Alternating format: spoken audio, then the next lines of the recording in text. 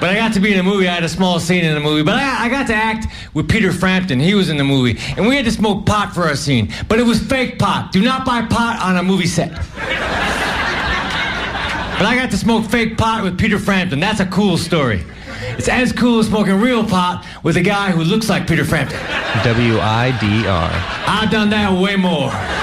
Your only source for non-commercial radio. Now stay away from me, Frampton. I ain't got to say to you.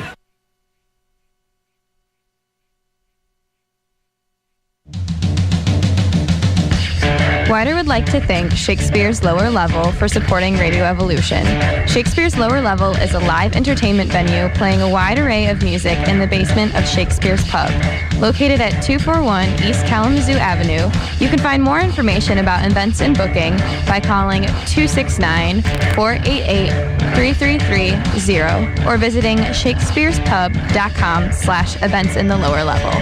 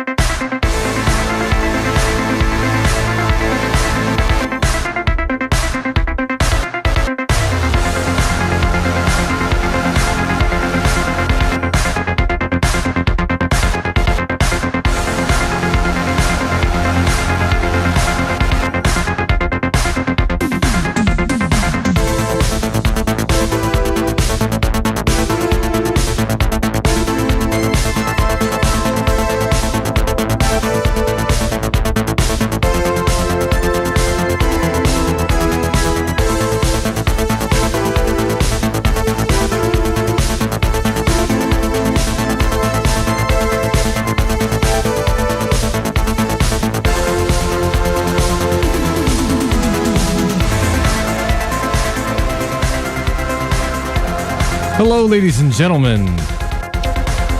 It is I, your host, the Hoodrat Strategist. And it is once again that time of week where we dig underneath the headlines, check and see what's up, call out the establishment on its BS. This is the Hoodrat Strategist radio program. Your weekly dose of news, political discussion, and calling out all that incorrigible corruption. So, be right back. I'm going to let in my co-host, and we will get into the thick of it.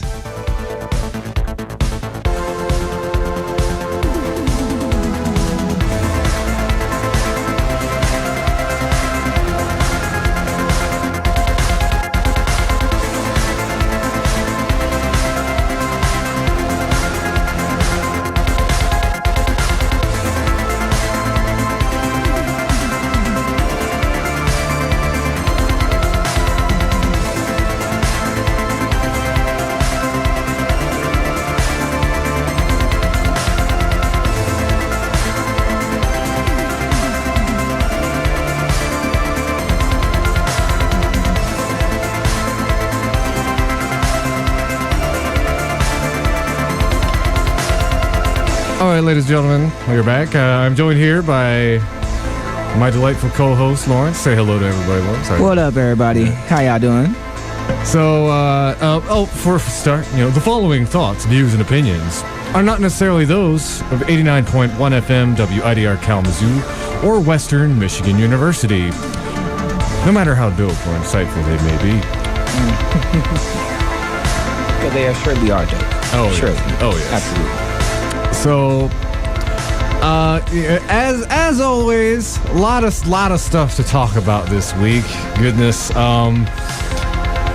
Democrats been up to shenanigans. Oh man, So much shenanigans. I mean, from that to Republicans coming out speaking out against Trump. Yeah. To Is it John Flake? yeah, John Flake. Yep. I mean, John McCain, John Flake, President Bush. To insurance companies sending letters to 9-month-old babies and telling them why they are not going to be insured, like the 9-month-old baby can read. There's been a bunch of just straight up buffoonery going on this last couple weeks. Yeah, maybe they need like some hyper libertarian to write a book about why healthcare is better when we put it in the hands of for-profit corporations. It's just like some Dr. Seuss rhymes, even though your condition pre-existed, let's look now and not get it twisted. Yeah. Oh man. Oh God. That's actually morbid. But well, I mean, actually, why don't we start with that? Do you want to start with that? Actually, I do want to start with a funny story. Okay. A funny story. We're about to get into some really heavy stuff today, so let's start off with some light work. And let's start off with some light work. I don't know if you saw this, but this made me laugh yesterday. There's a show there's a radio show called The Breakfast Club, and there's a host that's on there called Charlemagne the God. He does a segment called Donkey of the Day, and he gave Donkey of the Day to a restaurateur who claims that that the majority of stuff that's at her store is made in store. It's home crafted stuff. Yeah. The reason why she got Donkey of the Day is because it came out in the news that the fried chicken that was at her store came from Popeye's Chicken, the restaurant. Oh man. And she would then turn around because the restaurant owner, the female, would sell the Popeye's chicken with waffles and call it Pop's Chicken and Waffles, and she would sell it for $15. She was up for $15. She would sell that meal for $15.99, and it costs and to get a 2-piece, a biscuit and a drink at Popeyes cost $5.99. She was flipping Popeye's chicken. She was culture appropriating Popeye's chicken for her hipster audience. Is that like a 300% increase or something? She would sell them for $15. She flipped the work. You know what I'm saying? It's like the hood. In the hood, we call that flipping work. You flip somebody else's work. I mean, that does remind me of like. There would be like, there's restaurants in like some of the bigger cities where they charge like $10 for a glass of PBR. And like, oh honey, we're gonna drink like the common folk today. Yeah. Yes. Oh my God. Let me drink it from the tall boy. Yeah. It's a California restaurateur. I'm trying to find her name so y'all can look up this story. It was yesterday. If you go on YouTube, or look up the article. This restaurateur was caught selling Popeye's chicken, and she was culture appropriating Popeye's chicken. Oh man. Okay, that. I mean, I guess that's kind of it's fairly clever, but that man, cutting corners, ladies. Cutting and corners, man. Yeah. Mm-hmm. But yeah, it was Kimberly Sanchez has serves a breakfast and lunch in Long Beach, and one of the customers found out that the chicken there is from Popeye's Chicken. Now she also said that they also sell biscuits there at the restaurant as well. And you're telling me that if you got Popeye's Chicken and you're selling that at your restaurant, you're not also selling Popeye's biscuits as well? And I know if she's selling that chicken for $15 a pop, that she's not selling Popeye's biscuits either. Oh, and for those who've never had Popeye's chicken or biscuits, I'm warning you now. Them biscuits is dry. The biscuits is if you want to choke somebody, give them 2 Popeye's biscuits with no drink. Yeah, no. Very, very true. Yeah. No drink, no jelly, no honey. Just tell them to eat the biscuits, and they will choke. Just stick to your local fried chicken establishment. Oh my God! Wait. Granted, we don't have any underwriting for Lee's chicken. Okay. We make some good business. Okay, so now since we ate up that time with it, I wanted to laugh because before we get into this next story, that infuriated me so much. Oh, we talking about the baby? Oh yeah, we can start with that. Some other stuff I got on deck too. Beyond the stories that we're talking about last night, this is something that just popped up about how lobbyists are trying to steer the marijuana laws that the state's going to approve. But yeah, so I thought that'd be something really important to talk about too. But yeah, why don't we start with that, since we already gave a little bit of background on it, and frankly, I wanted to find out a little bit more about the context of that. It's like, this is outrageous. Okay. I couldn't believe this when you told me about it. Okay, so to give context, there's this baby. Let me find the baby's. Let me find the baby's name. And this 9-month-year-old baby has aggressive brain cancer, and the family received after the family has gone through all these medical procedures. They went through surgery to try to remove the certain tumors and basically try to help the baby. The hospital, the baby's name is Connor Richardson, and the family had tried everything. They went to the hospital. They got surgery. They did chemo. They took the baby to I'm trying to think of the other medical hospital. The happy part of this story is that the baby was taken to let me find it. So okay, well, kind of springing off of that. So yeah, sorry. They're basically like a care facility that could deal with that kind of pediatric medicine. Yeah. HIP,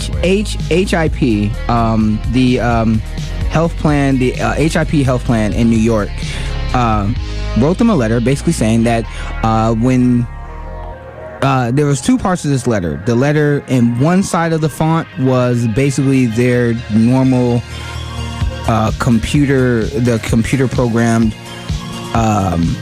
response to why you're not getting covered. It's cold-hearted and all this.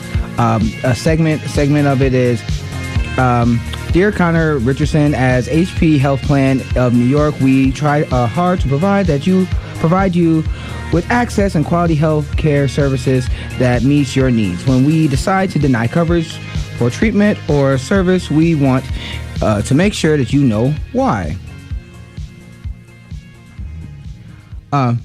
We decided to deny coverage of the following medical procedures or items that you or your provider asked for. I'm going to interject real quick. It's like, oh yeah, we decided to deny you coverage because for dozens of years, pharmaceutical companies have been paying lobbyists to influence our elected officials and been filling their coffers with millions of. Okay, I'm sorry. Okay, no. Go. I mean, go ahead. Get it out. Filling their coffers with millions of dollars so that our country doesn't have some form of universal health care, even though every other modern industrialized country on the planet has it. Okay, hold on. So this is the thing. This is the happy part of this story. The parents took the child to St. Jude's, and St. Jude's is St. Jude's Hospital, and St. Jude's Hospital has basically said we're not gonna build insurance. We're gonna give your son the medicine and procedures that he needs to try to survive, but we're not gonna medically bankrupt you or charge you for it. St. Jude's is saying that they're basically providing the service for free. So that's the happy part of this story. The other part of the story is that if you continue to read the article or read the letter, it goes from the computer giving this cold-hearted response to an actual human being saying, okay, well, we did all these different procedures, and we did all these different medical procedures. We had surgery, we did chemo, and none of them working. Now you take your child to St. Jude's, and St. Jude's is doing some other stuff that we cannot cover. It's not in our wheelhouse, so we're not going to cover it because it's too expensive. And this goes to the point that you were just making. You have politicians who do not care about the lives of the people, because there's a ratio. You're going to spend money on things that you need, and you're always going to spend money on trying to survive longer, to live longer. So think about the families that are in this situation with loved ones who have cancer or who have an aggressive form of some type of disease or other, but they can't take their child or loved one to St. Jude's. They can't take their child to a hospital that's not going to build them out that's not going to charge them an arm and a leg. So what are they going to do? They're going to either watch their loved one die, or they're going to go bankrupt trying to save their loved one's life. Ask yourself, how much money will you spend to live one more day? To live one more day. Yeah. And the fact that in the article, and they go on by saying, because the parents showed the letter, is that St. Jude's is a fantastic hospital for this story. They are a fantastic hospital for not billing the parents. But if we had universal health care, if we had Medicare-For-All, we wouldn't have to worry about it. Yeah. We wouldn't. The parents wouldn't have to worry about going bankrupt and watching their child die. No, the parents could just take their child to the hospital. The child will be taken care of. This is the thing that infuriates me when I read this story, because I'm like, you're denying coverage to a 9-month-old baby. You addressed your letter to the 9-month-old baby, and you're denying coverage. But what if those parents can't take them to St. Jude's? Like, what happened if first you're sending a letter to a 9-month-old who can't read? He's 9-month-old. Okay. But you're denying coverage because you're saying it costs too much. And that really that applies. There's this canard that a lot of right-wing people will put out there and say, oh, well, the medical companies in this country need to be for profit because we have the best medical technology. We're at the forefront of these new cutting edge procedures, et cetera, so on and so forth. And that's the argument on itself is just kind of ridiculous because there are alternate sources for funding that you can come up with. But two, we're not talking about GoFundMe pages. We're not talking about GoFundMe pages. Yeah, how is okay, so having having these kind of procedures and level of care available. Well, it's not available in America if it's prohibitively expensive. If you have to, GoFundMe in America, I think it's either number 1 or number 2. I'm pretty sure it's number 1. The number 1 thing people use GoFundMe for in the United States is medical procedures. These aren't things that people optionally want. These are things people need to survive and live. It's what good is it to have these medical procedures that are these right-wing politicians and defenders always say oh, we got all this great innovation and stuff. It's like, well, if nobody has access to it, like what use is it? Okay, yeah. The term access they say it in the letter. If you go, you can go on YouTube and look it up. The Young Turks did a great documentary, did a great study on it. So did the Humanist Report. So did Secular Talk and a couple others. The Guardian and a couple other people has wrote about the story. The thing is that to go off of what you were saying, like it bothers me because of my situation, my personal situation. For those who not know, I have asthma. And back in high school, I had an asthma attack. And my freshman year, and I was hospitalized for 2 weeks.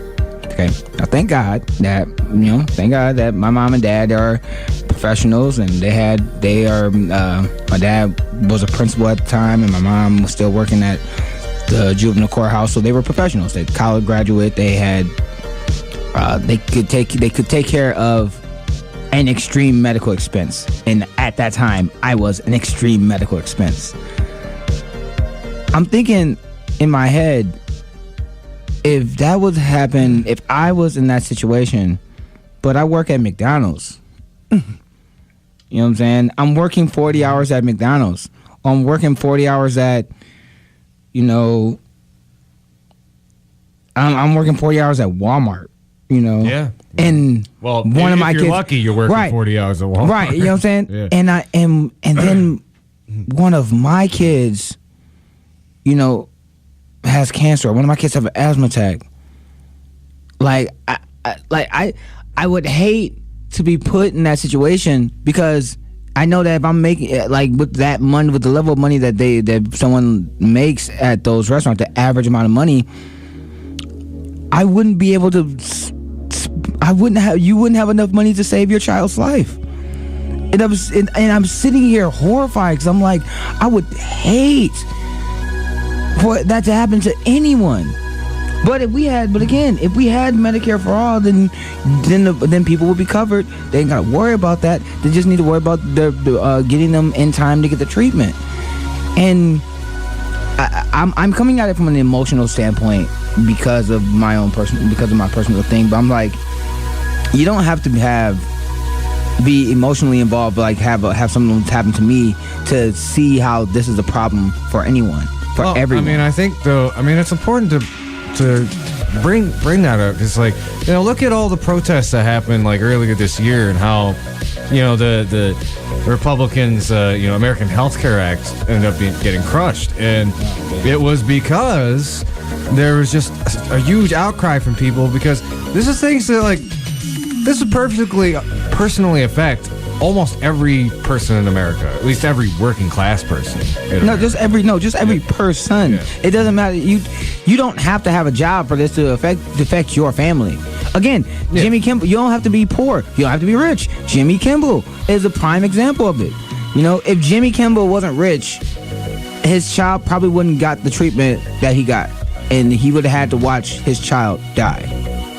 But because his dad's rich, then yeah, he's okay. Yeah. His child made it.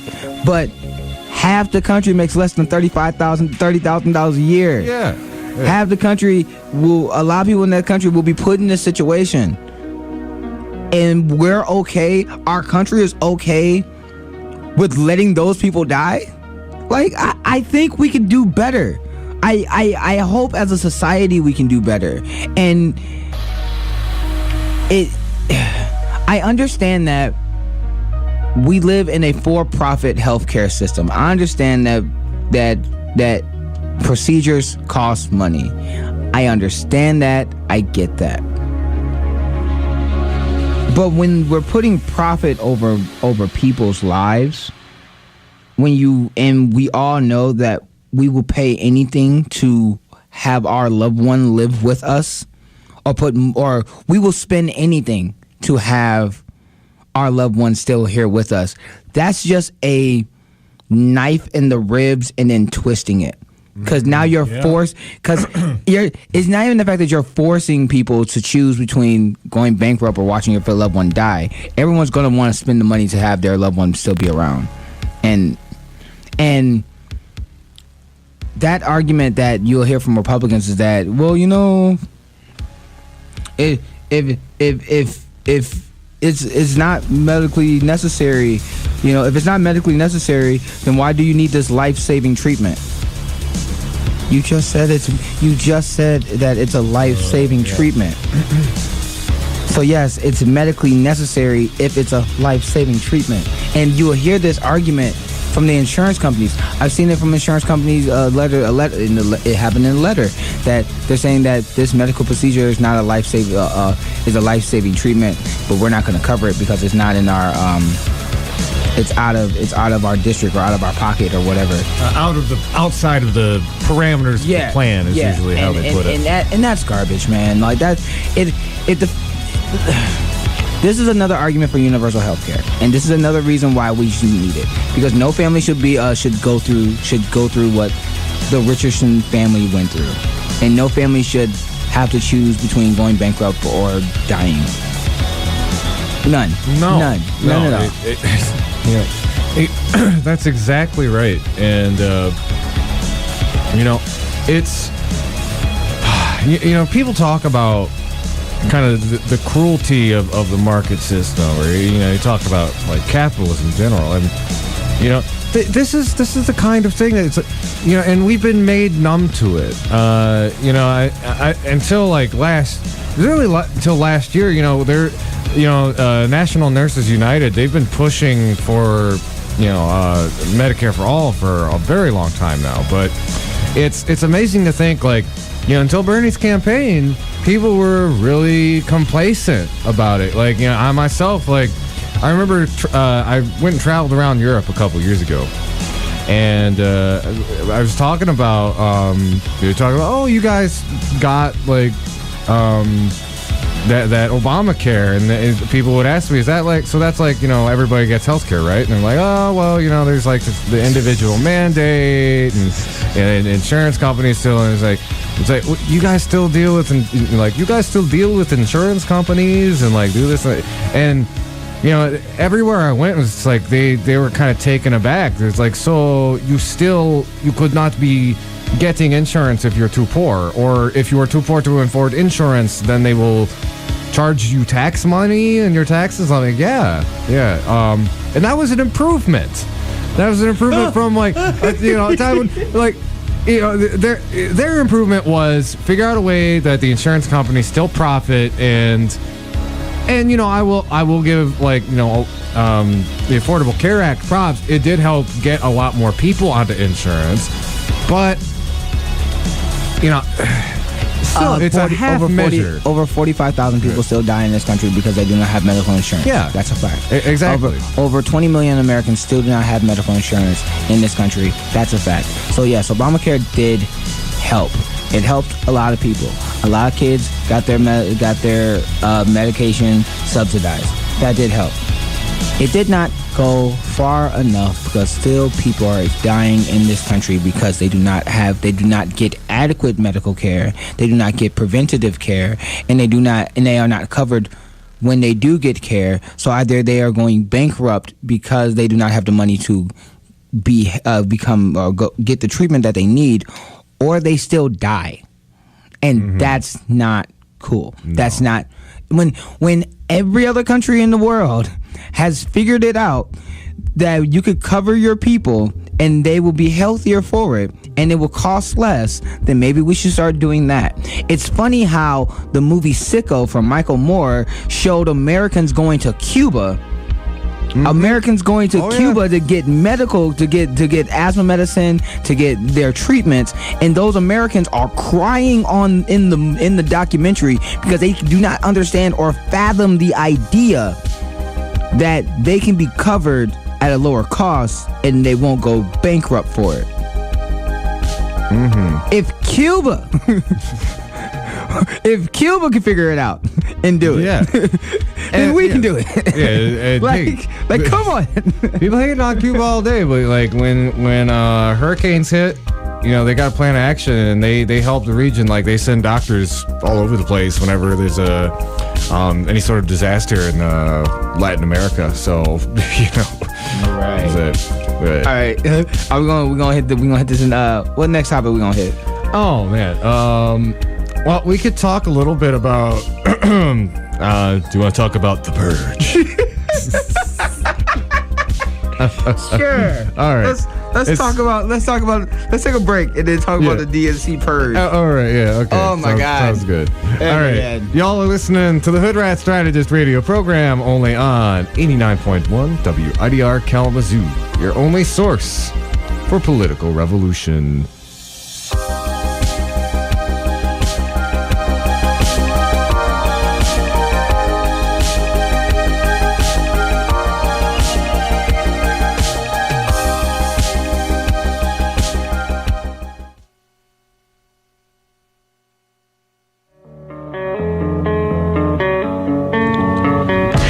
Be apparent, but hunger is a rather prominent issue amongst the student body of Western.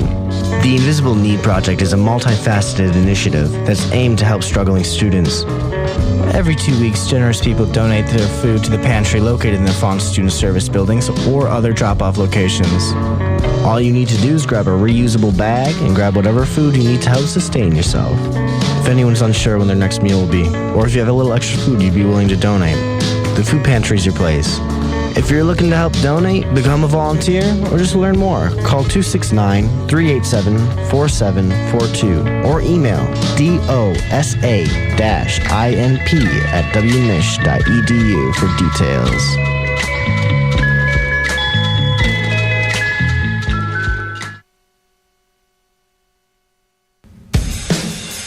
WIDR would like to thank Kalamazoo Shoegazer 11 for supporting Radio Evolution. The 11th annual Kalamazoo Shoegazer will be taking place November 4th at Bell's Eccentric Cafe, located on 355 East Kalamazoo Avenue. This event is 21 and over. For more information, you can call 269-382-2332 or go to bellsbeer.com/events. Thanks for the support.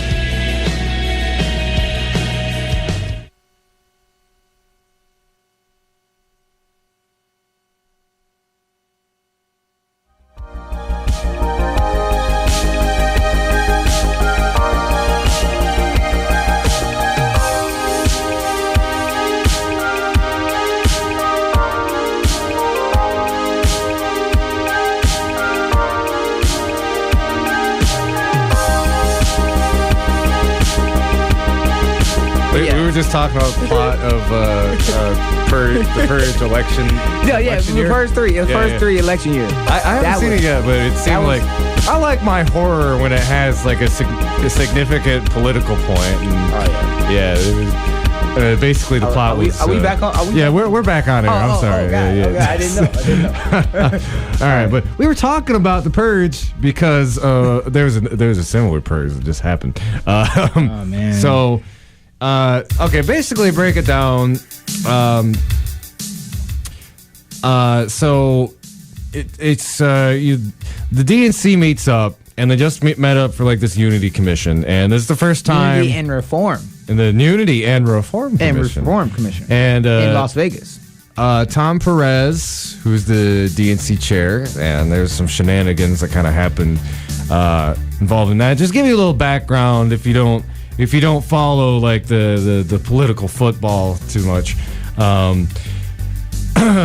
Right after the election, DNC needed a new DNC chair because the last one was a cheater pumpkin eater.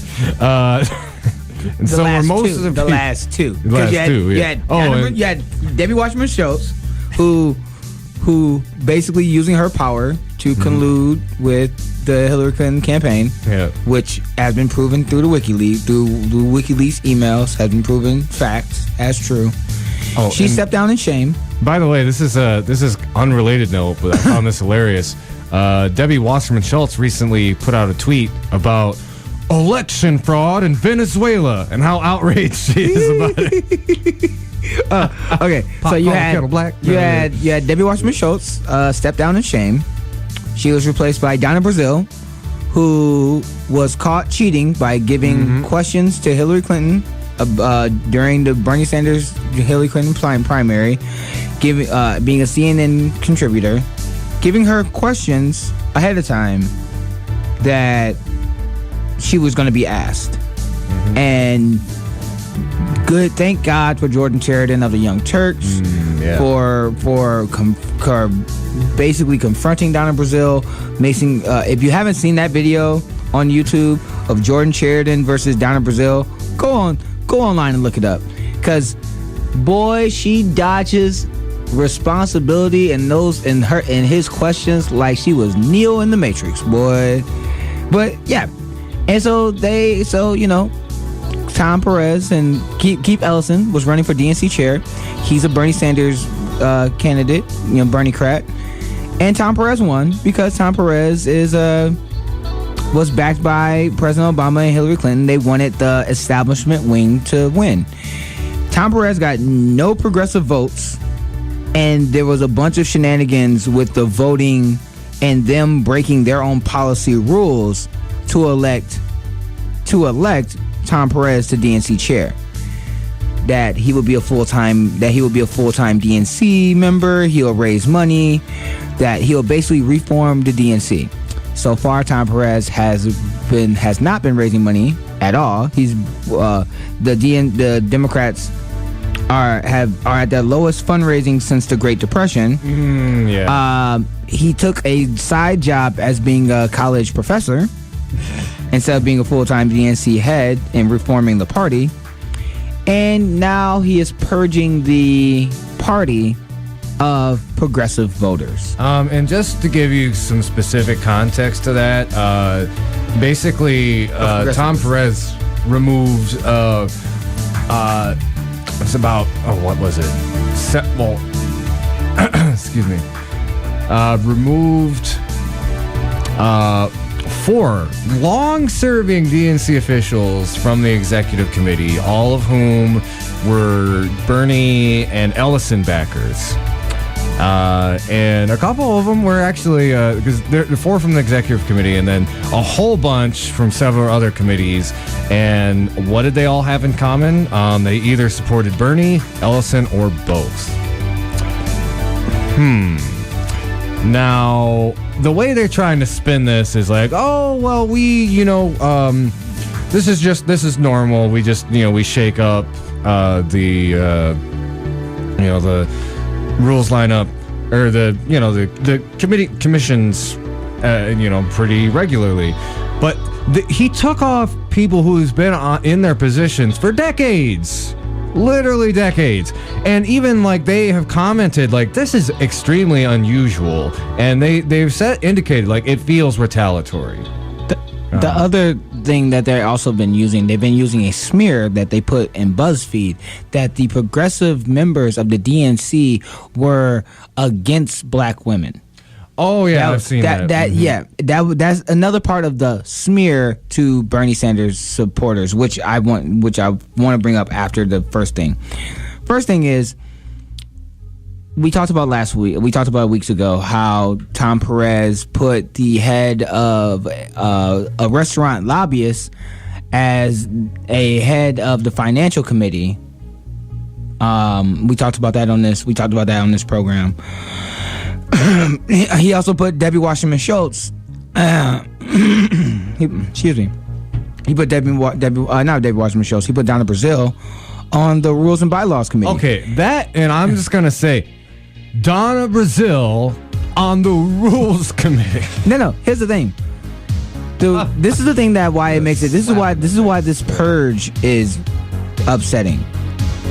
The DNC Unity Reform Commission is going to be putting reforms in. Are going to be giving reforms that the Bylaws Committee has to either vote on and approve, and the Executive Committee also votes on what rules they will approve and implement. The Rules and Bylaws Committee can take all the things that the Unity Reform Commission gives them and basically throw that in the garbage if they want. They don't even have to bring it up to a vote. Yeah. And the Executive Committee has nothing to say about that. So that's how, for those who don't understand how the DNC breaks down, that's how it breaks down. So the Rules and Bylaws Committee is going to be voting on if the budget of the DNC should be public to the Executive Committee. For those who don't understand why this is significant, As of right now, there's only 2 people who can see the budget for the DNC. That's the chair, and that's the treasurer. That is it. That is it. No one else can see where the money is coming from or where it's going. So the people who want this system to stay the same are the contractors and the consultants, because they take 20% of the budget off top. This has been reported by Nomiki Kans of the Young Turks and others, that 6 consulting firms are running the majority of the budget of the DNC. The reason why they won't bring it out to the public, and the reason why Nomiki Kans and the other investigative journalists actually brought it up, or were investigating it, because they couldn't figure out where the money was going when they were raising record-breaking numbers. They didn't know where the money was going.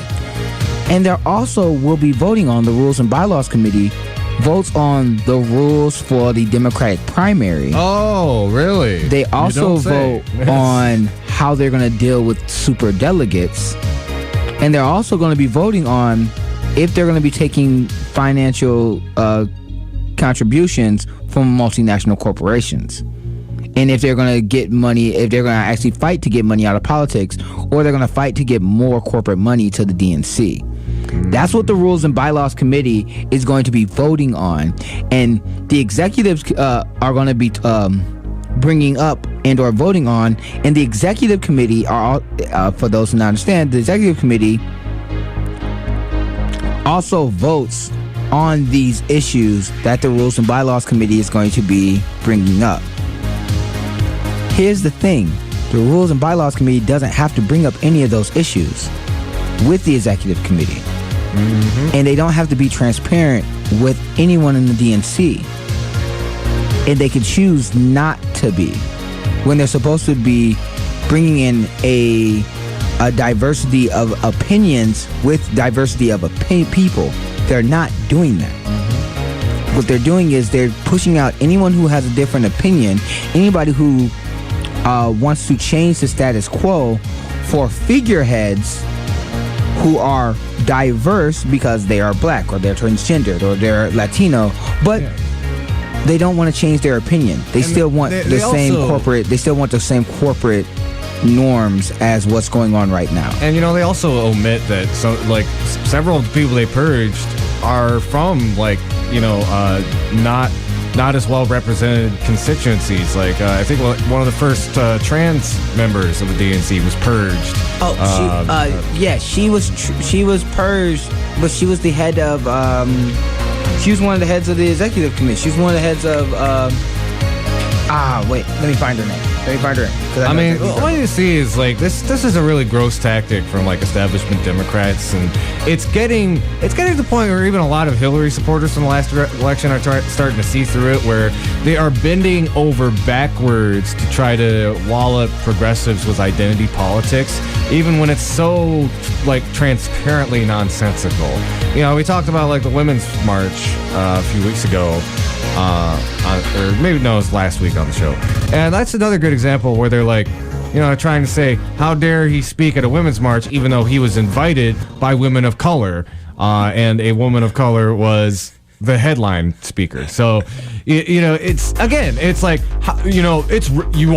a petition going around to get Donna Brazile off the Rules Committee. Well, you're racist. It's no, it's because you cheated. It's because you cheated. You put a cheater on your Rules and Bylaws Committee. Right. To put someone who cheated for the establishment on in a process where it heavily favors the establishment is again, like we said yesterday, it's like putting Dracula as the head of the blood drive on your campus. You're gonna put Dracula as the head of the blood drive. He's the person that we have to all speak to. I want to make the rules for your presidential primary. Right. Oh, and another thing is this. So why the question is and because who broke this story? The person that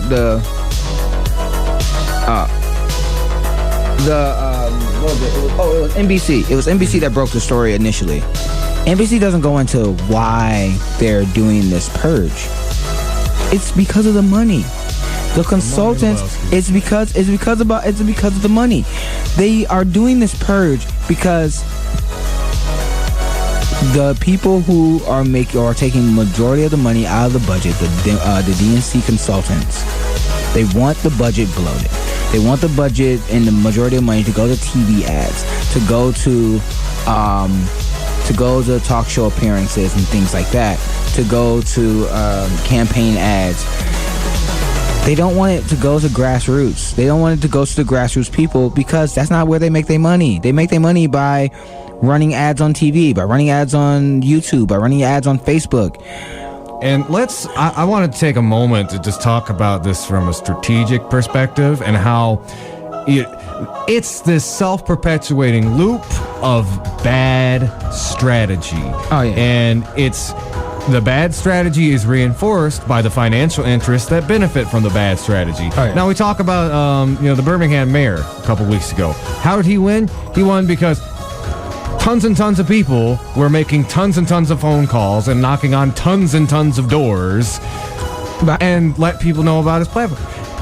But right now, they want to double down on losing strategies and losing personnel. It's ridiculous that we're still having this proxy war with the Clinton wing of the party, which the Clinton wing lost Trump at the most embarrassing loss in American electoral history. You shouldn't let those people run the kitchen, let alone a political party. All right, they don't know what they're doing. It's not just them.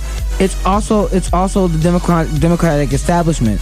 Besides just the presidential run, remember, folks, the people who are running the DNC and the people who want this to still stay in power are the same people who lost over 1,000 seats nationwide. They lost the Senate. They lost the White House. They lost the House of Representatives. They lost the Supreme Court. They lost the majority of governorships across the country. And these people who ran the party off a cliff and were not scathed, they weren't scathed because they still have their jobs and they're still making money, says, hey, we should get a new car and run it off a cliff again. What? What? Oh. No. So here's the thing. Steinen, that's who you were talking about.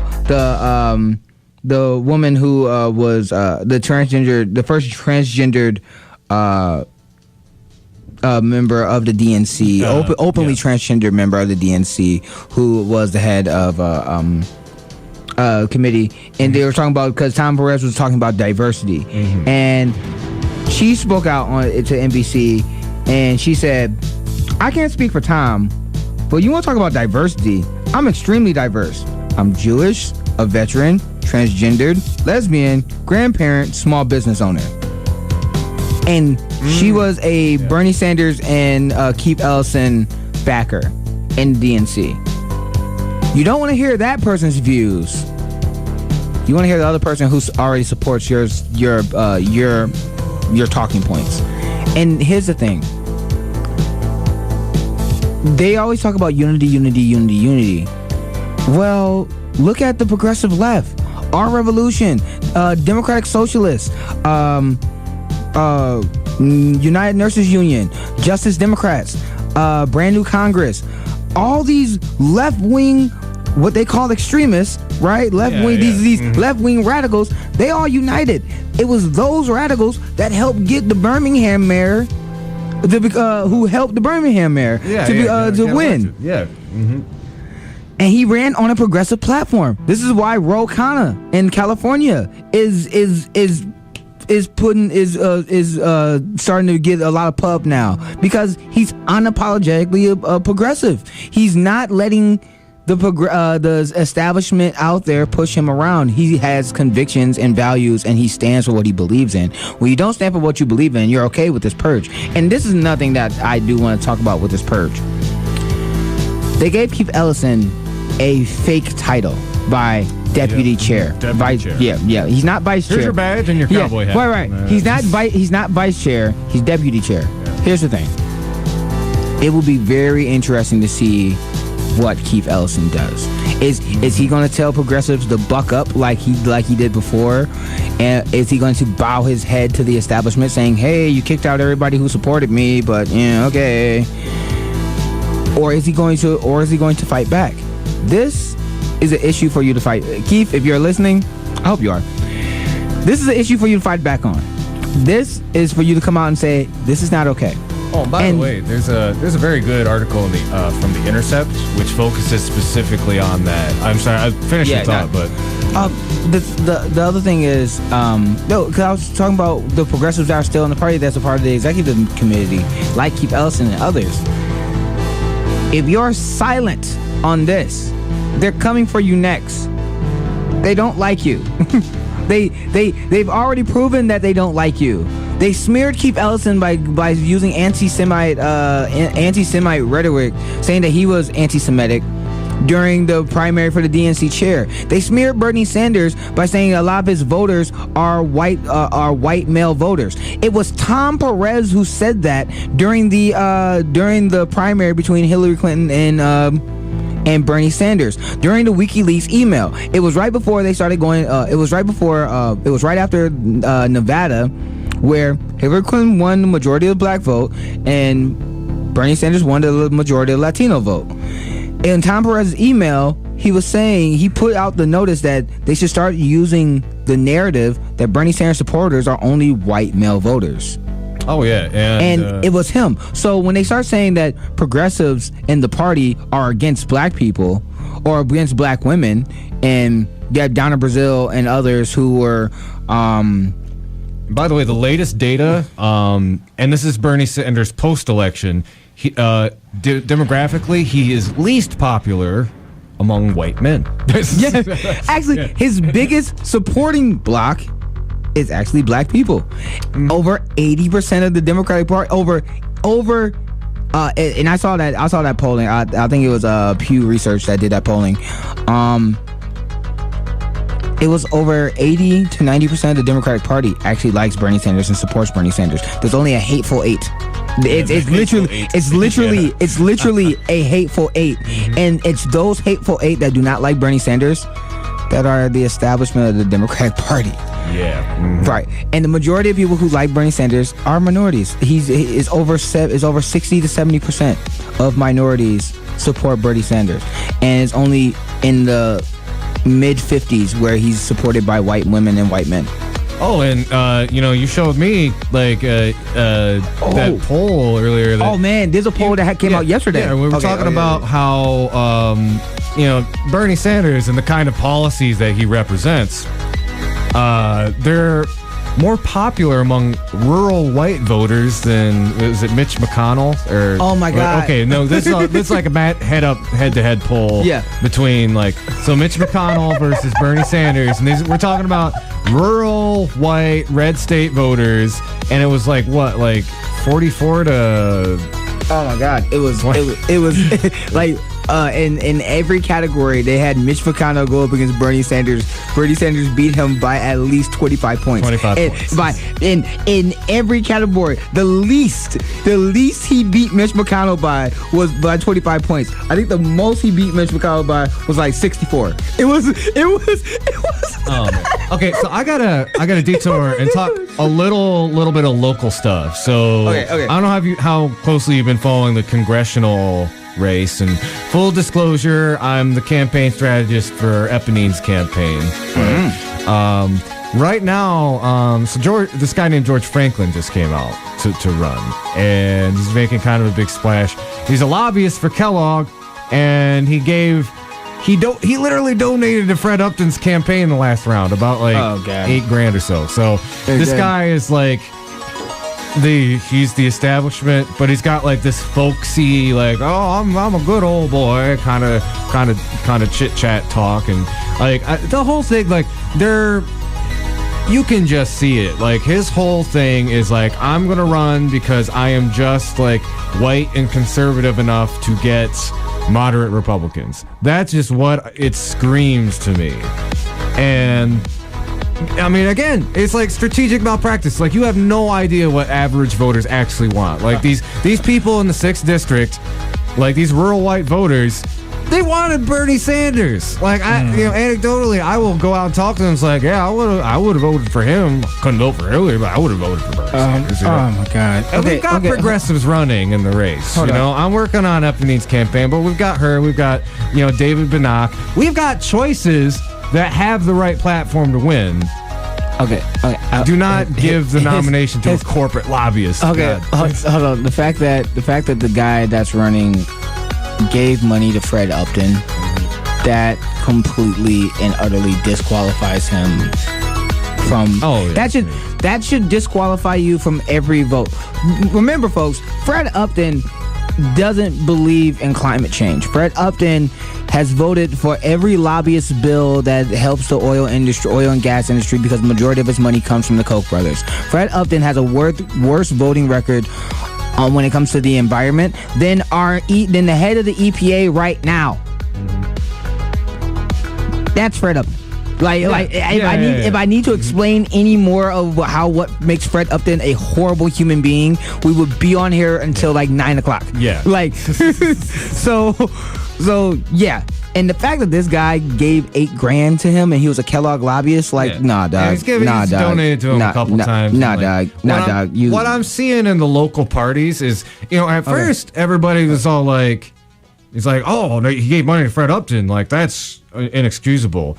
And now that he's actually put his campaign out, I've said people are getting caught up in that old thinking where, like, well, he'll have resources, he can do a lot of ads, he can get moderate Republicans, and I gotta put my foot down. I was like, no, we cannot do that. Best case scenario, Franklin pulls off some money muscle magic and somehow gets an upset win. He's going to be vulnerable in 2020 and beyond to a Trump-like populist who can exploit his history as a lobbyist. And I'll tell you what, that person is probably going to make Fred Upton look like Bernie freaking Sanders. He's gonna lose. He has a possibility of losing to someone like Kid Rock. Yeah, exactly. Literally, he has it. Are we really gonna put this Joe Manchin character against someone like Kid Rock? No, that's not that's a horrible scenario. My God. Okay, but to get back to this purge thing. Yeah. Mm-hmm. And the reason why it was upsetting and why I wanted to also bring up the whole smearing thing about black women. This is the same party who say that progressives are smearing black women, yet they don't like Nina Turner, which is the most butt backwards. Well, if you've seen people, I've seen Hillbots do some really gross tweets about Nina Turner. Here's the thing. Nina Turner, if you do not know, is a progressive lion. If you do not know who she is, currently runs Our Revolution. She runs. She runs Our Revolution. She was a former governor of Ohio. She was a Bernie Sanders delegate. They wouldn't let her speak at the convention, even though she was supposed to bring out Bernie Sanders and do a speech and then bring out Bernie Sanders.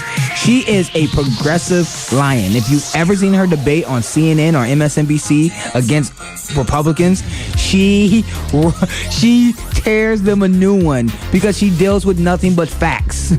Facts. And the thing that makes this purge even more upsetting is that the Democrat establishment has not learned from 2016. They haven't learned from 2016. They refuse to change. They refuse to stand with the people in this populist movement that we have. So it only encourages me to see people like the Justice Democrats, to see people like Brand New Congress and others primary a lot of these Democrats. They're going to be primarying a lot of corporatist Democrats, and they need our help. I hope that they win because we need a revolution. We need another party.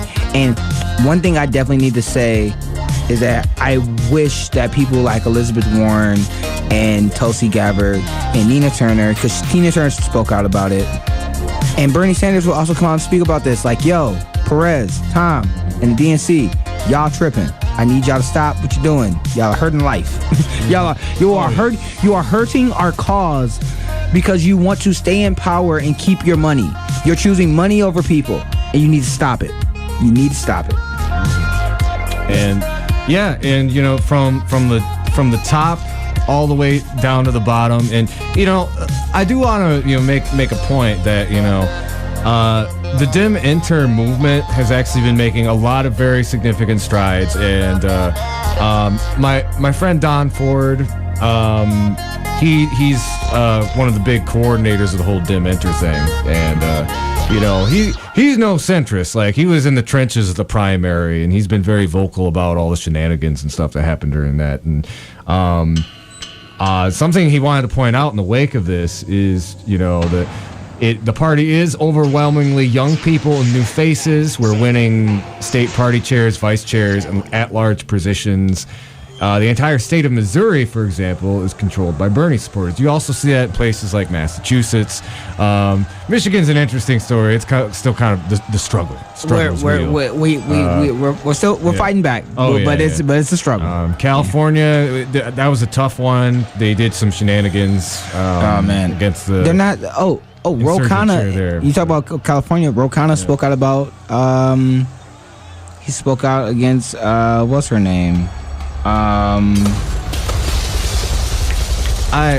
What's her name? The 80-something-year-old lady who's running. Dianne Feinstein. Yeah, Dianne Feinstein. Mm-hmm. So Ro Khanna, because a lot of Democrats that's out in California are not backing Dianne Feinstein. They're not speaking out for Dianne Feinstein. They are being silent. Mm-hmm. But Ro Khanna is like, nah, son. I'm not. There was an interview that he did on the Bill Press show, which is an amazing interview, by the way, if you ever get a chance to see it. He talks about, he breaks down why he's not in support of it. He's like, no, she's a corporatist. She's not fighting for the policies that the majority of our party fights for, and she's actively fighting against it. So no. Yeah. Mm-hmm. But anyway. I'd also say, like, if you're paying attention to the national politics, pay attention to what's going on here in the 6th District too. It's still a while out from the primary, but like I said, just spitballing, like, 3 best options I see on the table right now. Matt Longjohn, I didn't mention him yet, but he's got a very strong Medicare-For-All platform. He's not strictly a Bernie-crat, but again, look him up. Again, full disclosure, I'm working on Eponine Garrett's campaign. She's the youngest person running. She's a female scientist, strong on climate change. David Benak's also running. He's got a pretty strong platform. So, yeah, we got options. At the very least, just make sure we don't end up having a Kellogg lobbyist running. Oh, my God. August 7th. That's the primary, everyone. Mark your calendar. August 7th? August 7th next year? All right. Yeah. Mm-hmm. All right. Okay. Let's take a break. Let's take a little break. We got some more establishment BS to call out.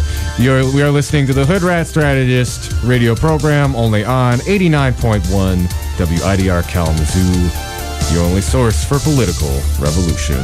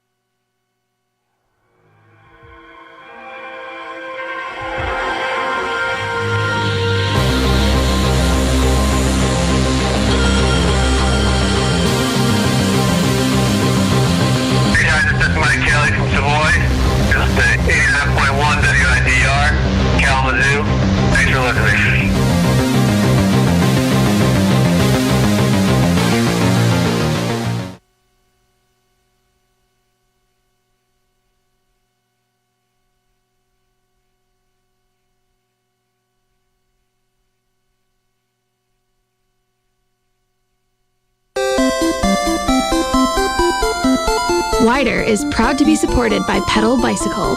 Pedal Bicycle has 2 locations, on 611 West Michigan Ave and 185 Romans Road. More information can be found at pedalbicycle.com.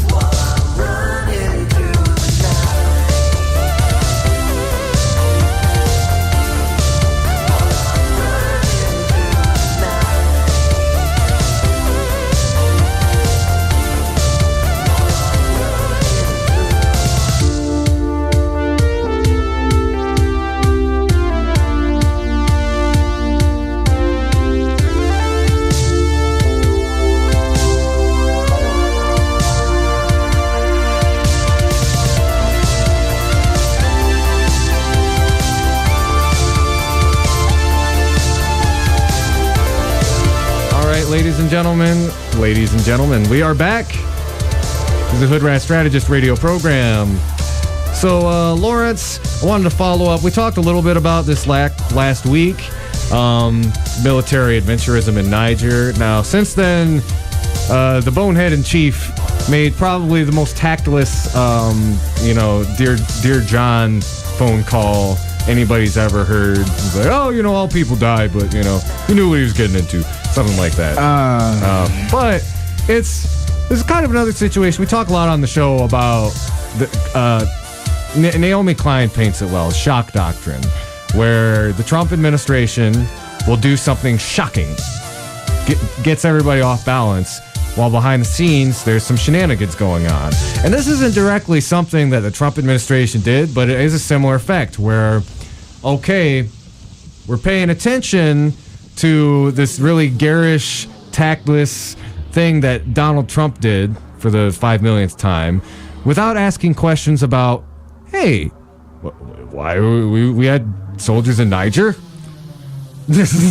Actually, there was a press briefing for those who really want to see what good journalism actually does look like. There was a press briefing in the White House where one of the reporters, I forgot who the reporter was, who asked the speaker, the White House speaker, why are we in Niger? Why was our troops there?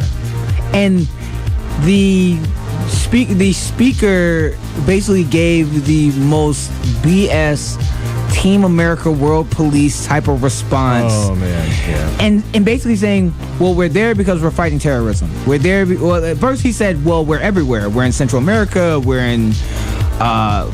He basically starts off by saying we are everywhere, but we are there because we're trying to teach them how to be better soldiers, how to be better warriors, and we're there because we don't want to send more troops there.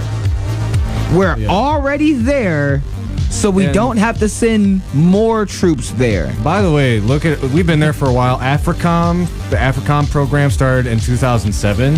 And we have a much larger military footprint in Africa than most people realize, including apparently Chuck Schumer. Yeah. So his response, he was like, we have soldiers in Niger. And I was thinking about I'm a dishwasher and I do that. Granted, I'm a political nerd and I study this stuff all the time, but how come I know that and Chuck Schumer is surprised? Our country is run by idiots, ladies and gentlemen. Okay, here's the thing. Here's the thing. Here's two things. So if you were watching news, if you was watching the news, you saw Don Lemon give this heartfelt open letter to the president, talking about how he should be kinder to the widows of the dead soldiers and the way he speaks to them. That he should be much more kinder and be much more tactful how he should act like he is the president and things like that. The thing that was pissing me off when I was seeing it, it was a heartfelt letter, and I was like, okay, all the feels. The thing that pissed me off was I was like, why isn't anybody in the mainstream media saying, why are we there? Why are we in Niger? Why are we everywhere in the world? Why is it that the acceptable answer to why are we have this empire is we're everywhere, and we're everywhere so that we don't have to send more troops there. Think about that logically. I have invaded my neighbor's house. I've invaded my neighbor's house. I'm using my neighbor's resources. I'm using their electricity, their food. I'm harassing and killing their dog. I'm harassing the women and the children in the house. And my excuse for this is because I'm there, because I don't want to send more people from my house to your house. Oh yeah. What? Like, that's the excuse too. And like, let's be clear here. What happens when America sends troops in to train rebel fighters or insurgent groups? Syria is a pretty good example. Well, you have Al Qaeda. Al Qaeda was trained by Americans to fight the Soviet Union. Then what happened was we started to overturn their government and overturn everything that they overturning their democracy or their democratically elected officials to put in our puppets, and then the rebels that we were training turned their guns on us. And then also in Africa. Now here's the thing, we are launching offensive wars, drone strikes in multiple countries against people who have not attacked us. It wasn't ISIS that was in Niger, it was Boko Haram. And Boko Haram does not have the military capabilities or technology to launch an attack against America. So why are we there? They have not attacked us. They are not in a position to do so. And, much like what's going on in the Middle East, there's a lot of African leaders who've stepped up and been like, your presence here is exacerbating the terrorism problem. Like, when we started building, like, the AFRICOM bases and really putting ourselves in there in 2007, like, there were so many African leaders who were just like, terrorism isn't a problem in Africa. Here's some problems in Africa.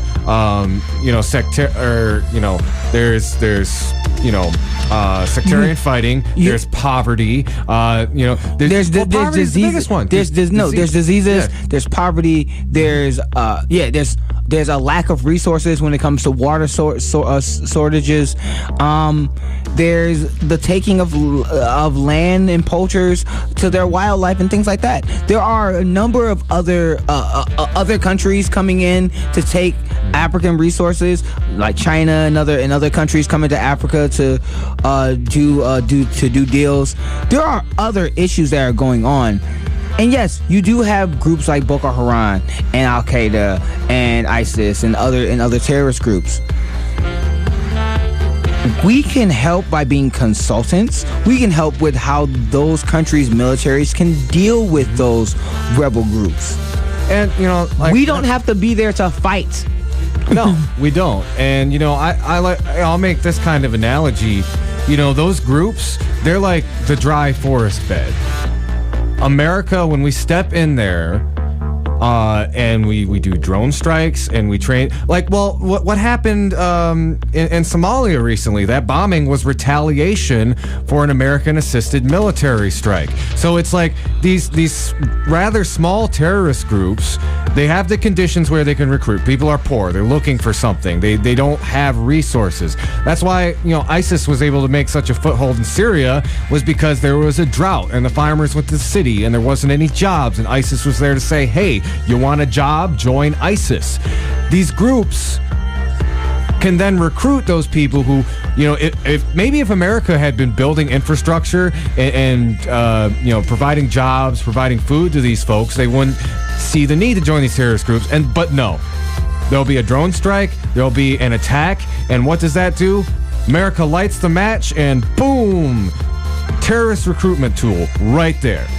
Yeah, we are, and the thing is that these are not accidents. The reasons why we are in those countries, the reasons why terrorism and things like this are fueled by America is because it's big business for Americans. Why do you think GE and Raytheon and the defense contractors, who are the richest people in the country, who are the richest people in the country, some of the richest in the country, they make money by selling weapons and arms. They sell weapons and arms to those countries. Donald Trump just did an executive order, or they were just pushing an executive order that weapons manufacturers here in this country can sell directly to the civilians, not to the governments of those of the countries, but to the civilians of those countries. Yeah, exactly. So all that money that we spend, that we subsidize GE and Raytheon and all these defense contractors, we subsidize them with our taxpayer money, is going to these countries, and we're giving them guns, American guns, to shoot at American soldiers.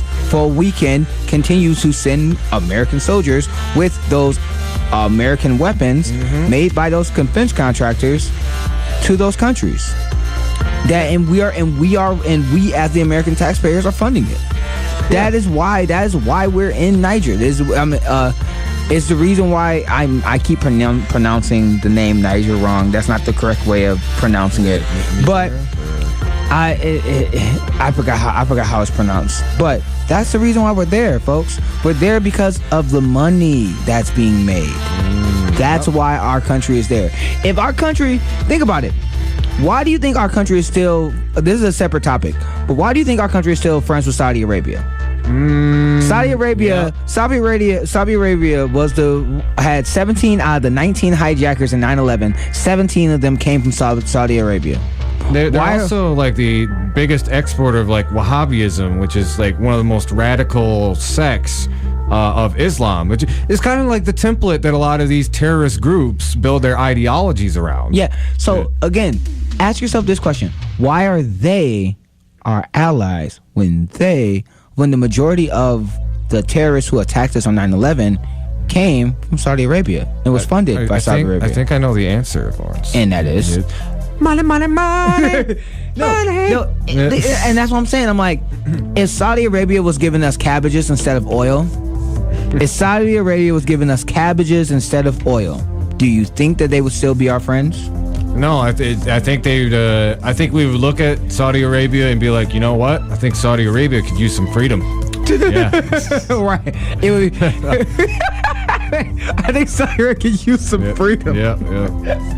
These cabbages aren't enough, but they got some oil. Oh man, they got some. We're gonna give them some. We're gonna break them off with some democracy. You want some? You want some democracy? Oh my God, that's horrible. Yeah, it is. All right, wait.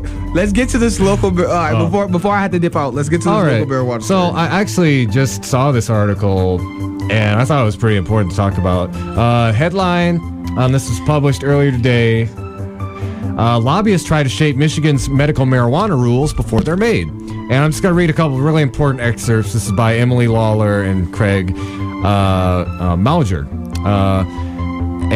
Said, okay, since February, businesses, through a cadre of lobbyists, have been privately weighing in on potential rules for the new $837 million medical marijuana industry. The state officials who will be in charge of regulating medical marijuana have agreed to personal meetings with big players, gone out to lunch with their lobbyists, and given private presentations to lobbyist groups, according to records obtained by MLive and the Michigan Campaign Finance Network. The department asked lobbyists and others for input through a series of questionnaires, said BMMR Director Andrew Brisboe, as it gathered information and educated itself before crafting regulations. But for some, giving potential marijuana businesses input the rules they sought to be licensed under is concerning. There's a very famous quote that says, "You can make the law and I'll make the rules and I'll win every time." And I can't recall who said that quote, but it's never been more true than in this circumstance, said Rick Thompson, a medical marijuana advocate. And, I talked about this briefly a couple shows ago about like the atrociously high cost of like getting a dispensary license in this area. I think it was something like, it was about $50K, something like that. Yeah, and it's a little bit more expensive than that. No, is it $500K? It's high. Yeah, it's high. Basically prohibitively expensive for a lot of people. Were looking at this hope with not only medical marijuana but the prospect of full legalization, that areas like the North Side and Edison could use it to like use neighborhood talent in a legalized way to start up really nice, profitable local small businesses. But the entry barrier for not financially for that is absolutely prohibitive for anybody who's like a low working class person, or maybe has been dealing with marijuana for a while and wants to start doing it legally. How are you going to do that with like when it's prohibitively expensive to start a dispensary business? And it's because of these lobbyists who want to keep it so when medical marijuana does expand, when recreational marijuana does get legalized, because I think that's on the horizon here in Michigan, they want their claws in it, and they want to make sure they're the ones profiting and not the small independent businesses. Also to add to that, you have to add to the put fuel on the fire. What companies are trying to regulate these laws, or what companies are talking to the pharmaceutical companies? Companies like Pfizer and other medical companies are making synthetic marijuana. And if you're wondering if synthetic marijuana is good for you, no, it's not. It will actually kill you. There has been multiple studies have shown that synthetic marijuana that is made by the same people who makes Bayer aspirin, and another form of synthetic marijuana has actually killed people. And yeah, if you have pharmaceutical companies controlling the farms that the plants are grown from, and then they're controlling the distribution of how the plants are getting to the dispensaries, and then they can also have control over said dispensaries, which I think this law is basically putting in there, then they're making a monopoly on a business that someone can do in their backyard. Someone can grow this plant at their house and be satisfied. But no, they don't want you to do that because they can't make money off something that you can grow at your own house. Oh yeah, I mean, it's part of the reason that marijuana was made illegal in the first place. It was kind of this coalition of beer distributors, the kind of moral right. Yeah. And actually back in the day, it was also part of like a racial scare. They said immigrants are bringing, these Mexican immigrants are bringing in marijuana. And then that was back in the 1920s, 1910, 1920s. And then you had what Nixon did with the war on drugs. Their administration knew that they could not lock up the progressive left, the hippies, and black people because they were against them in their political agenda. So they made marijuana illegal and did a war on drugs, tied hippies to LSD, tied black people to marijuana. They had Roger Ailes, who was the communications head at the White House at the time, smeared them all over the news, constantly smeared them all over the news, and look at what happened. We have the type of policy and type of the DEA and things that we have now, and now you have lobbyists because the political winds have changed. Their propaganda isn't working anymore. People are more enlightened because over those next decades, since the 50s and 60s, people smoked weed. So since people smoked weed, they were like, wait, this isn't as bad as people think. No. These people are lying to me. These people are lying to me. I'm going to get high.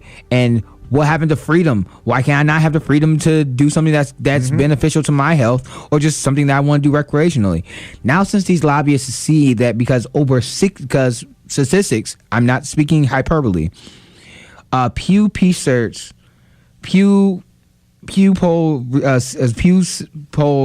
research. I'm messing up their name. Pew Research. Pew Research. I'm messing up their name. I'm sorry. They did a study and did a poll. Over 60% of the country wants to legalize marijuana. Wants to legalize and deregulate and decriminalize marijuana. Over 60%. That means Republicans as well. And also because we have things like the opioid crisis, legal marijuana actually helps. And Michigan has been getting beat down by the opioid crisis. Now, it wasn't that much of a crisis. Like, I'm glad to see white people care about this crisis. Well, mostly because it's affecting their families and it's not affecting. It's not the crack epidemic or the heroin epidemic that ravaged black communities. But I'm not going to get on that. But they're concerned now because because opioids is what everyone's using, and now they want to fight back against it. Marijuana helps people to get off of opioids. There's another plant that helps people get off of opioids. Cardamom.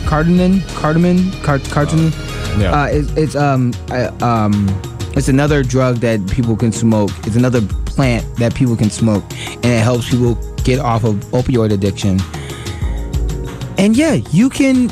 This is something that's beneficial not only to small businesses, but if we could deregulate, if we could decriminalize and regulate marijuana, it would help out small businesses. It would help out people who are affected by opioids, and it's giving freedom to those who just want to do it recreationally. And if we regulate it, it will give them a safe way to do it. Yeah, so I mean, it's beneficial. And it also stimulates the economy. This is a win across the board. But it hurts the pockets of pharmaceutical companies, and it hurts the pockets of alcohol companies, and it hurts the pockets of the DEA. And right now they're seeing like, okay, this is inevitable. And by they, I mean like these big corporations. So they're doing as much as they can now to control it and make sure that they can take this kind of sea change in people's attitudes towards marijuana and make sure that it tilts to their financial advantage. Because make no mistake, a marijuana industry in the state could do tremendous things. It could lift people out of poverty. It could make our communities more financially independent, or it could be controlled by a handful of corporations. Essentially, we could see people more or less get like hired up in like a greenhouse capacity where they have no stake or no ownership in it. And depending on like how expensive the marijuana is, it facilitates the need, there will probably still be a sort of black market around it. I could see that way they can have their cake and eat it too.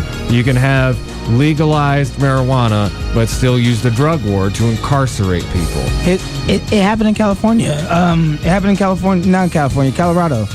Black people were still 40% more times likely to be arrested for having marijuana on them in a state that has recreational marijuana. The thing is this, folks, and I'll say this, and I'll say this again. When we get money out of politics, first of all, when we get the money out of politics, and these lobbyists can go, take a long walk off a short bridge, and we can finally have people representatives that's going to represent us. But also, this right here, when it comes to legalizing marijuana, and you talk about a black market. A black market is never as successful as a well-regulated market. The reason why is because if something is legal and something is illegal, if it's legal, if two things are on the market, one's legal, one's illegal, they're the same thing, people will always go to the legal thing. They will always go to the legal thing because it's easier to access. It's easier to get. and it's regulated, so you know it's safe. When you have only have a black market when you don't have a well-regulated common market. Mm-hmm. Yep. But I says that's my piece. I gotta go. All right. Okay. That actually works out well. I think we have a guest coming in just a sec. As a mayoral candidate, actually. Hey. So I think they might be at the door just about right now. So let me go grab them. Yeah. Tangled up in my chair here. All right. We're gonna take a quick little break. It's the Hoodrat Strategist radio program, only on 89.1 WIDR Kalamazoo, your only source for political revolution.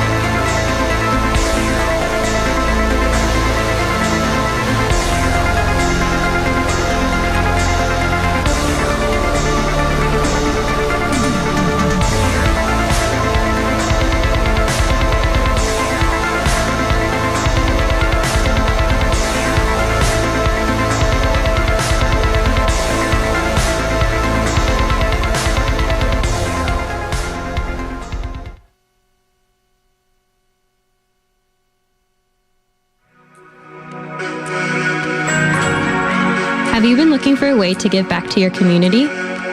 Focus Kalamazoo is hosting their third annual Project Impact on Saturday, October 21st. This is a chance to volunteer with a variety of organizations in the Kalamazoo and Portage area. If you would like to join or find out more information, visit focuskalamazoo.org.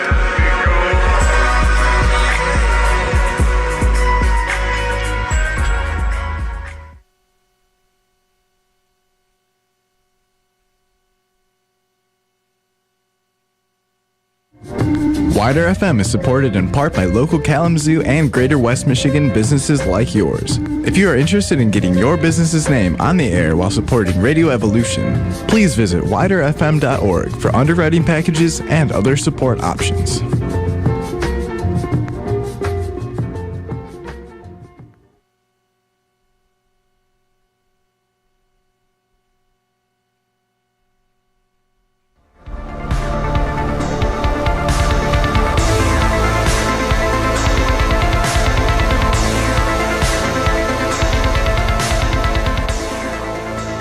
Hello, ladies and gentlemen. We are back. This is the Hoodrat Strategist radio program, only on, 89.1 WIDR Kalamazoo. We're joined today by a very special guest. We've got another local candidate who is running in the election coming up on, I believe is it November 7th? Yes, all right.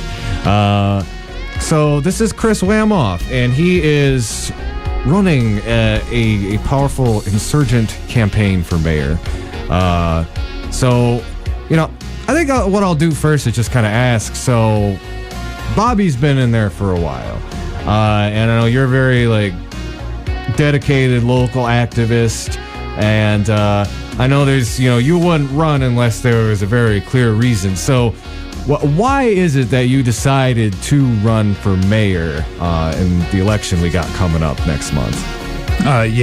Very much the reasons that I decided to run for mayor was after reading the articles of incorporation for the Foundation for Excellence and also speaking and hearing from Commissioner Matt Milzarek and Commissioner Shannon Sykes and their concerns with restricted funding. Yeah, so for those who aren't really as familiar with the foundation as you or I are, what about it in particular do you find concerning, and why were those concerns the things that made you want to do this run, and how are you hoping to kind of mitigate that as mayor or just through this campaign? Well, first, to just kind of break it down into layman's terms, the Foundation for Excellence is a new funding model for government that it ends up privatizing 1/3 of our general fund. Our general fund is what pays our core services, so that's a really important part of our budget. And we'd never done anything like this before. Nobody in the country has ever done anything to this level like this before. And when this came out, if you look at all the news articles and you look at all of the things that were reported on, it says that this was a donation, this was a gift, and that most importantly, that this was a no strings attached gift. And then when you get to the Articles of Incorporation a few months later, it turns out this gift is actually an investment venture that's never been tried before. And those no strings are actually very much strings. And when those strings were confronted publicly, our city's response was trust us. Yeah, and I mean that's a long bridge to gap. I mean we've talked about the dubious connections with the donors before, and we've covered the foundation issue pretty extensively on the show. Actually, right now they're taking applications for the foundation board, which I haven't really. I've talked to a couple of the commissioners about it, and they don't really know what the process is going to be with the community foundation itself. So it's very interesting to see how that's going to turn out, since it doesn't sound like there's going to be too much transparency, which I know is something we've been talking about a lot. So I want to lead into that with, you're a resident of the Edison neighborhood. And, one of the things that's come up again and again at the forums that we've been at, or that you've been at, and also just time and time again, not just as like an issue related to foundation, but something that a lot of low-income residents are concerned about, which is gentrification. Now, if you get elected, or if you just want to kind of talk about this as a concern in your community, what is the kind of danger of gentrification here in Kalamazoo, of our low-income residents getting left behind, and what do we need to do as a city to make sure that doesn't happen? Well, man, there is so much to go into gentrification. And in Kalamazoo, unfortunately, it's such a relevant thing, not just for Edison, where we're both from, but East Side and over on North Side and in a lot of places. And the way the city operates, gentrification is really problematic for us because we work on a philanthropy model. Even before the foundation, Kalamazoo was working through philanthropy as a social service 6-1, the national average. So we're not just a little ahead of the curve, we're a lot. And what ends up happening when you have that kind of model is, to cut it short, you have a few rich white guys that are deciding for everybody what is good, what is improvement to a neighborhood through that one lens, or that very small amount of lens. And you end up cutting out culture. You end up cutting out a lot of rights, maybe not intentionally. I don't think it's necessarily vindictive, probably sometimes, but not all the time.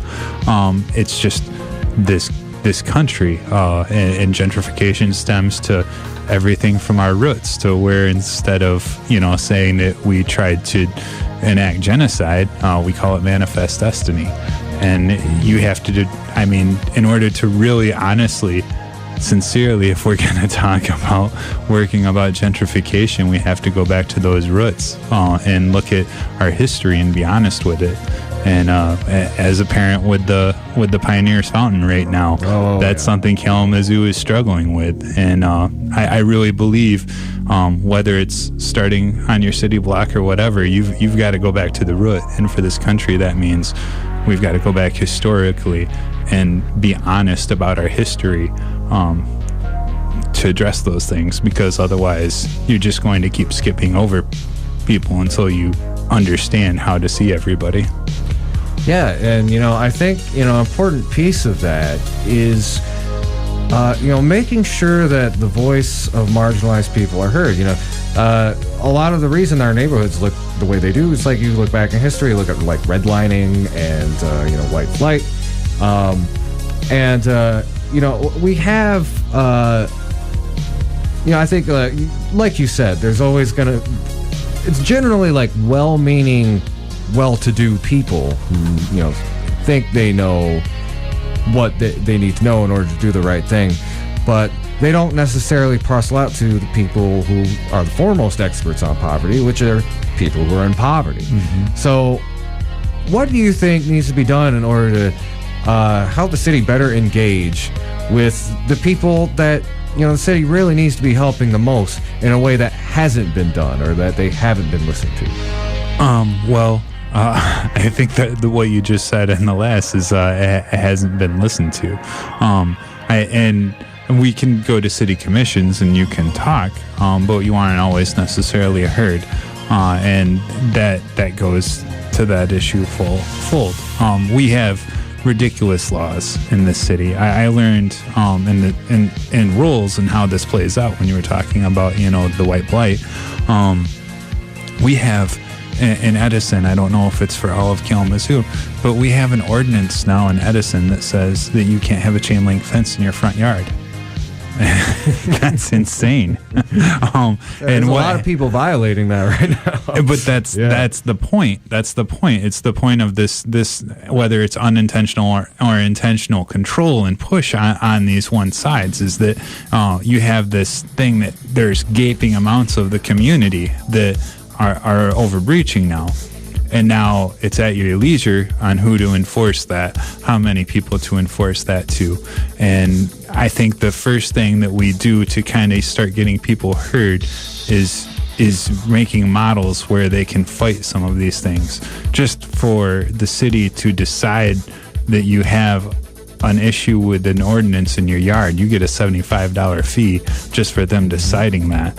And there's a lot of little steps we need to do like that, where we've got to level the playing field back a little bit for our voices to mean more than they do now.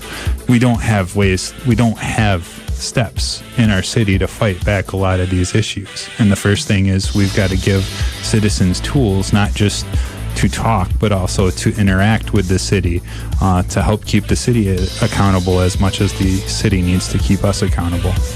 Yeah, no, I definitely hear that. I know you've been very vocal. You point out things like, the city commission, the time change that kind of prohibits a lot of our homeless population from being able to participate in the democratic process here in the city.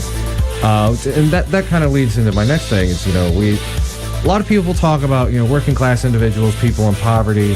Our homeless population is very present. You see, like, I see them every day when I go to work, Bronson Park. And another hot button issue that's been coming up with all the candidates I've seen is the issue of affordable housing. How do we tackle that? How do we do that in a way that, like, I've seen people focus more on the, like, well, if we bring businesses into an area, then there'll be housing and it's kind of like this back-asswards way of doing it. So, we've got an issue with affordable housing in Kalamazoo. We've got more homes than we have homeless people. How do we help out that vulnerable population and make it so, they don't have to strictly rely on the shelter system to have a place to live and have some stability? One of the first things that the city was actually in better shape to deal with this earlier in the early 2000s than we are right now. Right now, the county, the way we do our property taxes, First, we have all these fees that get loaded on your property taxes, so people end up with larger property taxes than they're expecting. That results in a lot of the foreclosures. And when you analyze the foreclosures in Kalamazoo, just the property tax foreclosures, so the ones that stay local and don't go to a bank, often those are under $500 or around $500 that could keep somebody in their home. Now, whether those people own that home or whether those people are rented, if those houses are going to auction, those people need to have the first opportunities to get those back. If they can't, then we need to change our auctions to these not closed auctions that we have now. We used to be able to have really good transparent auctions. You could get properties for very cheap after. It was open, it was transparent. Like many things in this city and county in the last decade, it's become less transparent, and now they're closed auctions. So the first thing is that you undo that and give the citizens an opportunity to see what it is they can get. The second part is, instead of focusing on $90 million for Zoetis again, use $10 million of that money that you're giving the break to them for, and then set these houses up any way you need. Like you said, we have more houses than we have homeless often. I think it's problematic when you look at the makeup of our local government and city and county for how many people make money on construction and demo. And I think that we really need to look at, in cases, how to regulate that maybe a little bit more than we have it, because I feel like there's a lot of corporate favoritism in that industry on a local level. And that actually leads into something I wanted to kind of touch on. So you're referring to this big tax break that we just gave to Zoetis, and we renew this just about every year, I think. So one of the issues I see in Kalamazoo is like the emphasis on our economy has been encouraging outside entities to come in here and build and maybe provide a few jobs, rather than empowering the local population to create jobs, to create businesses. Where do you prioritize job creation in this city, and how do we make that happen? There's thousands of ways. It's just getting the elbow grease in there. So, but it all begins. You need to invest in localization. I've never seen trickle down work in my lifetime. And when you're talking about bringing in a huge business from somewhere else, giving them all the tax breaks so that someday maybe the local citizens get something out of that, that's trickle-down effect. That was a lie when I heard it when I was a kid. It's a lie now. And whether we want to call it trickle-down, or we want to call it bullying effect, or we want to call it lucrative interest, or any of the names they want, it's not a sustainable answer. It's shown it's not. So instead of those tax breaks to those large industries, instead of those incentives out there, you put those incentives local. Like I said, there are so many different ways, but one of the examples that I've been trying to set up with the city for the last couple years is urban farming. We have all these neighborhoods where there's a food desert, and then we have hundreds and hundreds of vacant lots.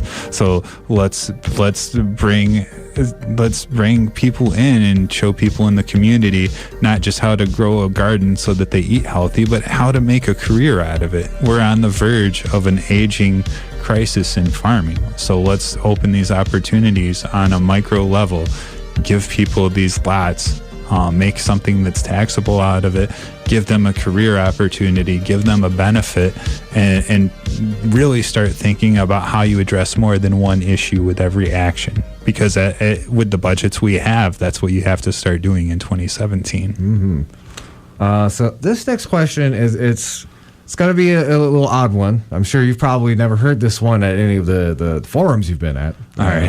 I'm going to ask. I'm going to ask Bobby this too when he comes in next week.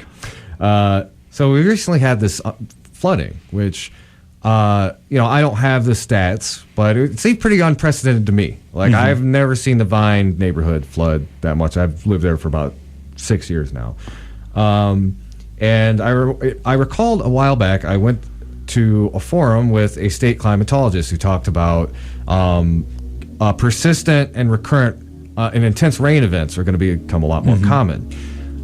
So this seems like this is going to be a much bigger issue in the future. This is kind of how climate change is going to affect us. So this is going to be kind of a two-part question. One, what do we need to do to really amp up our infrastructure and be prepared for that? And also, the other piece to that, with the rest of the country through the next century, most of the rest of the country is going to be seeing much more drastic climate effects. A lot of our coastal cities will be going underwater. There'll be parts of the Southwest that are going to be virtually unlivable.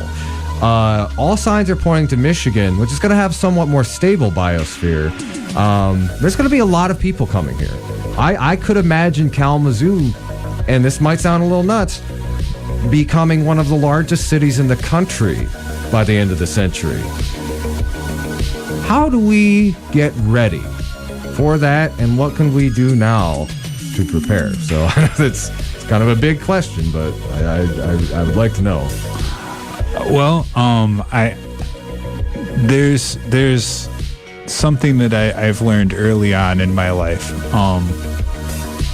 and that's that I used to try to think out all the variables and try to have a plan and a backup plan and a backup plan for my backup plan. And I spent a lot of time planning for things that never happened, and often there were variables in real life that 10 minutes out of the door destroyed anything that I thought. I certainly see a lot of possibilities where that scenario is there, but also tomorrow we could have a rupture in line 5, or it could start tonight, or it could start in February when it's under 3 foot of ice. And the dynamics of what would make Michigan the most valuable place can drastically change. Oh yeah. The other part is we're also, we're pushing a lot of parts in war, and we're one of the best spots for a large scale missile strike as well. So I think there needs to be work into looking into that, into feeling it out. Like when you said, if Kalamazoo does become one of the biggest cities, what does that mean population-wise? Does that mean 500,000? Does that mean 5 million? Does that mean 50 million? So you want to reach out far enough and kind of explore so that you get a general idea, but you can't. It's all management. That's what all of this comes down to, is that you've got to learn how to manage everything, because you can't have everything set the way. It's never going to go to plan. That's why this is so important. So you just got to be able to take a deep breath and look at what's in front of you, look at what you have, and deal with it. And this is the cheesiest thing I can probably say, but when you said, how do you deal with that? There's this silly Marvel movie, The Avengers. And that was a question that comes up where they're like, how do we take on this army? And they're like, one of them was being smart. I think it's Captain America. he's like, how are we gonna do this? And he's like, together. And that's the real answer. That's the real thought out answer. And the rest of it is trusting that together. And who's at the table will handle it. What's everybody got? Wow. So just letting everyone know. So you're a write-in candidate, and it's Wahmoff. Yes. WAHMO. Like the Christmas trees. Yeah. For any Kalamazoo native, Wahmoff Christmas trees. That is there. And for write-in, it's okay if you spell it a little bit wrong, as long as you get the general idea. It'll be all right. So wanted to talk a little bit more specifically about. You have a pretty strong track record when it comes to environmental issues. You've done a lot of direct activism and actions in that arena. What are some of the most palpable environmental issues here in Kalamazoo, and how would you want them to be addressed? There's a list. The most important thing I think Kalamazoo needs to do It's a half hats off and half we need to pay more attention. The half off is really, sincerely, as somebody that is incredibly critical of this city, we have an amazing water system. We really, like, when you look at what we've put into the water treatment center as far as they go, we have an amazing, I am very proud of the water system here. The reason I'm proud of it is because it relies a lot on organic things to filter our water, which is what you want. However, what's important to understand about environmentalism and about water here in Kalamazoo or anywhere is that when you're talking about an MDEQ or even an EPA, which is our federal standard for water, they're loosening up and they were never good. We test for a couple chemicals, and I'm not going to try to geek out too much on chemicals, but if you don't understand all the chemicals that are in your water, you cannot properly understand if it's safe or not, because those chemicals affect each other in crazy ways sometimes. What happened with Flint was a very small miscalculation, and it killed people. That's important for Kalamazoo because Kalamazoo has a lot of polluted water. We have PCBs, we have all kinds of industry chemicals, we have everything from the residuals of the oil spill. We've got a lot of chemicals, and the EPA probably doesn't test for 80 to 90% of them, quite honestly. Yeah. And that's something you have to pay attention to. So the first part is understanding what are risks. We need a better risk analysis. Yeah. So we've just got about 2 or 3 minutes left. So, you know, I just want to like kind of give you a platform to kind of just really dive in with, you know, win or lose. Like, what are you hoping to accomplish with this campaign? What are some of the most important things you feel like this community needs to rally around right now? You know, we've talked about, you know, the foundation, but I think, like, you know, especially like a campaign like yours it's very much about kind of aspirational ideas of what our city should be doing. So, you know, just kind of give like the elevator pitch of, you know, what is the philosophy of your campaign and what do you hope comes out of it? Anybody who knows me probably won't be surprised I'm going to say this. I totally walk and believe change begins in the mirror, then your house, your street, and then your city. The first thing for Kalamazoo, this campaign is about trying to help people remember you have the opportunity to do something. You can do something. I ran because I can do something. And that's the first step we need. We have a lot of apathy in Kalamazoo. Honestly, most of the people that I walked and I talked to, they're not going to vote. And I completely 110% understand them. And it maybe voting isn't how we change this city. The point isn't necessarily how we enact change. It's the point that you have to believe you can, and that this isn't aspirational moments, this is desperational moments. We're crossing into uncharted waters in this city, and everything with the people who put it together and everything for what we've done leading up to this point points to things getting worse and not better, regardless of what the media says, regardless of what the money says. That's what the truth is if you're not one of these billionaires. So first, you have to believe you can do something about it. And the second part is you got to figure out where your spot is. There's a million ways to participate. You don't have to go do crazy stuff like I've done. You don't have to do anything. You don't have to risk your job.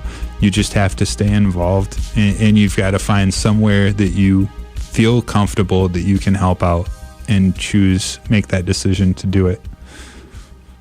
All right. Well, Chris, I want to thank you so much for coming on the show. Remember, everybody, November 7th, and that is Chris Wahmoff.